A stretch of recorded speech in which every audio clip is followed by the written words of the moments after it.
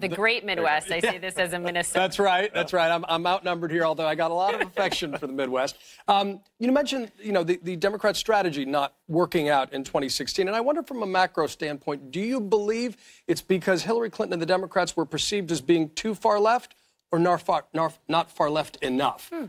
When you think of how many people narrowed down their choices to either Donald Trump or Bernie Sanders in the end, what it tells me is that voters are less ideological than you would think. I know this just from the math in St. Joe County where I live. There must be a lot of people who voted for Barack Obama and Donald Trump and Mike Pence and me, which tells you that a lot of voters, some voters think ideologically, but some don't. I think the bigger issue was insider versus outsider, and we looked like we were the defenders of a system, and he looked like he was promising to blow up the system. We'll talk more about that and your faith a bit in the next segment, because we saw President Obama get 26% of the white evangelical vote in 2008. But on policy, you have a history also working at McKinsey, arguably the best consulting firm out there. And you said recently it's important to pay attention to the potential that business has to propel prosperity.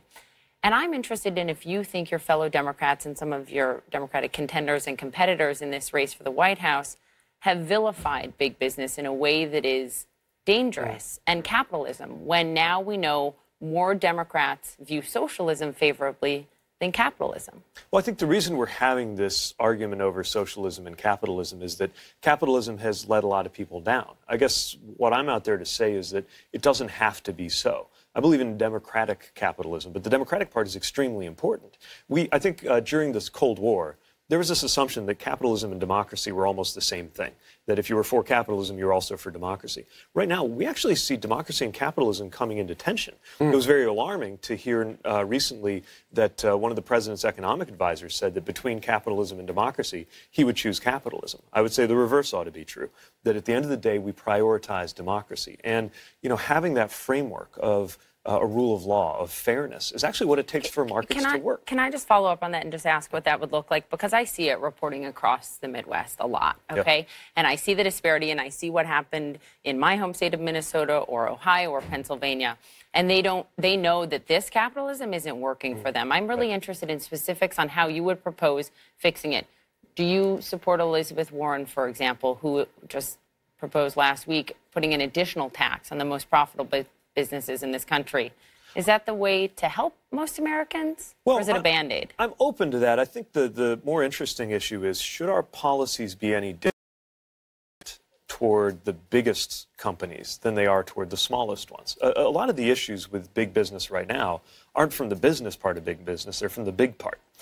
Bigness can lead to concentrations of wealth turning into concentrations of power.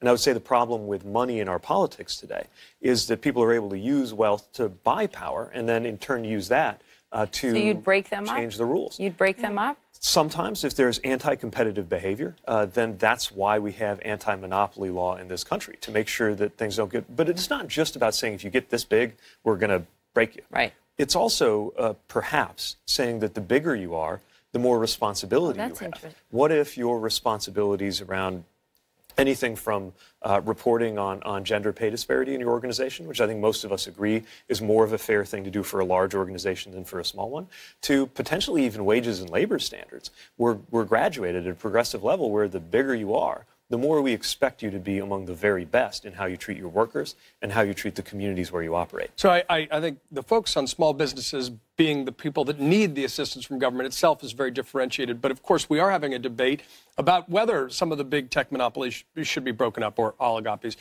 whether some of these major companies that are paying zero in taxes, whether that's right. Are those the kind of actions you would specifically take as president? Yeah, so when it comes to where companies pay taxes, of course, a lot of that has to do with offshoring. And we already know, in concept at least, how to tax things more fairly, because we do this all the time among the states, right? If you have a company that's based in this state but sells a lot in that state, and they have different tax regimes, there are ways to handle that, like something called sales apportionment, which we could do on an international basis, too.